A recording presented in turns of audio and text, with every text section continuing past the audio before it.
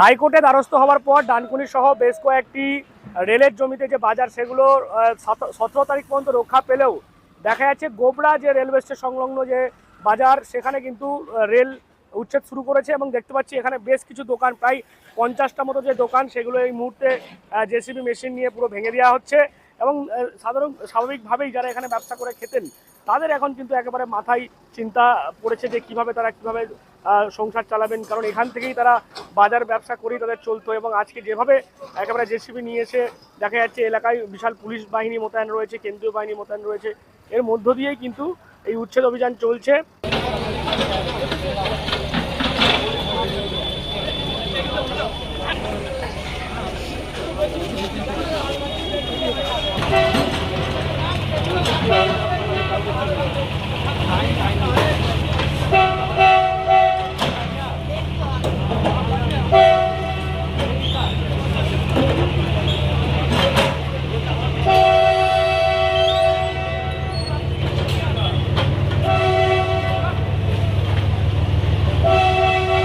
সবজির দোকান ছিল গোবরা স্টেশনে, সেসব সব লপট হয়ে গেছে।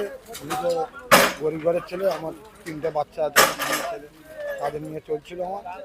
এখন কোথায় যাবো সেটাই ভাবছি, সেইটাই আমার চিন্তা। সরকার আমাদের 25 বছর আছে, 25 বছর আছে। আমার নাম রাজকুমার, আমার নৈটি বাড়ি ছিল, আমার সেলুন ছিল। কি করবো এখন, ওইটাই চিন্তা। এখন কোথায় কি করবো, এখনো তো আপাতত কিছু জায়গাও পাইনি, কিছু করতে ঘুরছি এখন। এই সংসার, আমার সংসার এই চলতো। আমার মা আছে, ভাই, হ্যাঁ, মা, ভাই, মেয়ে, ছেলে, এদের নিয়ে সংসার নষ্ট হয়ে গেল। কি করবো, রেলের জায়গা করে খাচ্ছি। আমার নাম তপন দাস। को दिया था नोटिस कि ठीक है 15 तारीख तक में तुम लोग हटा लो। अच्छा, जो जितना पारा वो उतना हटा लिया, जो बाकी बचा हुआ था आज आकर के वो अपना कार्रवाई किया, तोड़ा, वो भी सही है। ये रेल की संपत्ति है, रेल ले लिया, हम लोग को कोई तकलीफ नहीं। क्या क्या दुकान था आपका?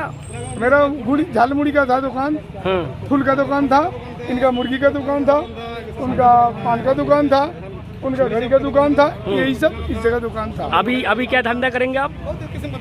अभी अगर जगह मिले तो कुछ करेंगे, नहीं तो बेरोजगारी घूरेंगे। मिल जाएगा कुछ काम तो जगह तो कुछ करेंगे, नहीं तो बेरोजगारी घूरेंगे, रोज मजदूरी खटेंगे और कमा के खाएंगे, और क्या है, इसके आगे तो कुछ है ही नहीं। घर पे कौन कौन है आपका?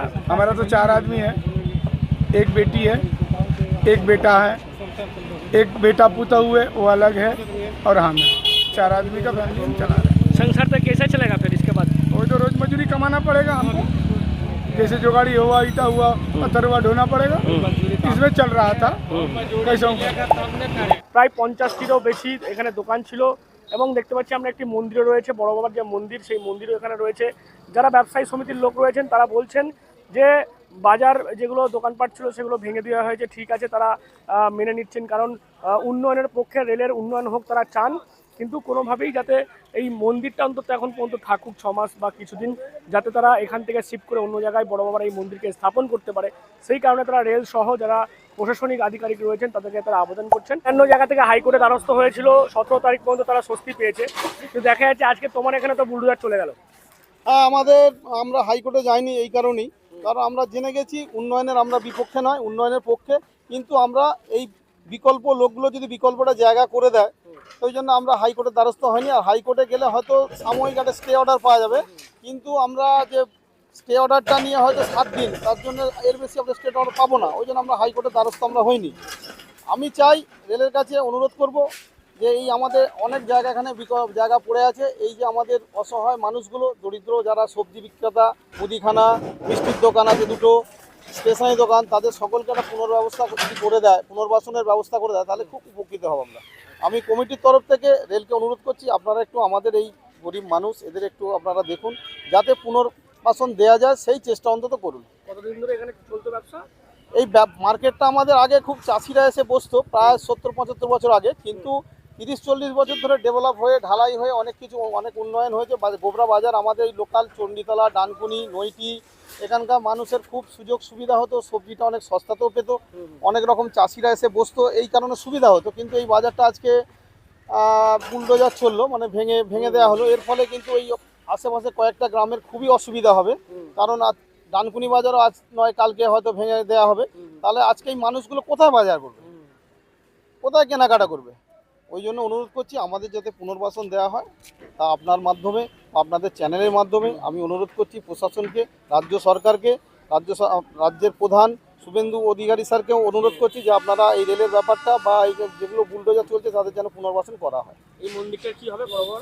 মন্দিরটা আমাদের এই মুহূর্তে আমি ওনাদের কাছে কালকে লিখিত জানাবো। SDPO Serampore, head corridor Bardhaman, local প্রশাসন, ডানকুনি থানার আইসি শান্তনু স্যারকে, ডানকুনি পৌরসভা, যেখানে চিঠি যা করার আমি কালকে লিখিত জানাবো, যাতে মন্দিরটা এখানে থাকে। যদি যদি ভাঙা পড়ে, যার রেলকে আমি অনুরোধ করব বিকল্প কোনো জায়গা যদি আমাদের মন্দিরটা পুনর্নির্মাণ করে দেয় তাতে খুব উপকৃত হবে। এখানে আমাদের প্রত্যেক 500-700 লোক এখানে পুজো দিতে আসে, শনিবার তো 2-3 হাজার লোক এখানে পুজো দিতে আসে। হয়তো মন্দিরটা চলে গেলে আর এই লোকগুলো এখানে আসবে না।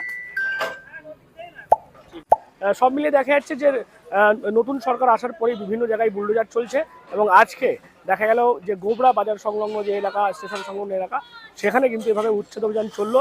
তবে এখনো পর্যন্ত যেহেতু কোর্টের নির্দেশ রয়েছে, ডানকুনি সহ বেশ কিছু বাজার যেখানে তারা কোর্টে দ্বারস্থ হয়েছিল, তারা কিন্তু 17ই যে জুন তারা নির্দেশ দিয়েছে, যেহেতু শুনানি রয়েছে সেই কারণে ডানকুনি বাজার এখনও কিন্তু উচ্ছেদ অভিযান শুরু হয়নি। তবে 17 তারিখে কি নির্দেশ দেয় হাইকোর্ট এবং তারপর কি পরিস্থিতি দাঁড়ায়, ডানকুনি বাজার আরও একটা বড় বাজার, সেক্ষেত্রে সেদিকে কি পদক্ষেপ নেওয়া হবে সেদিকে কিন্তু নজর থাকবে আমাদের। আপনারা নজর রাখুন ডিএনএন বাংলায়। ডিএনএন বাংলা সবার মনে সবার পরে।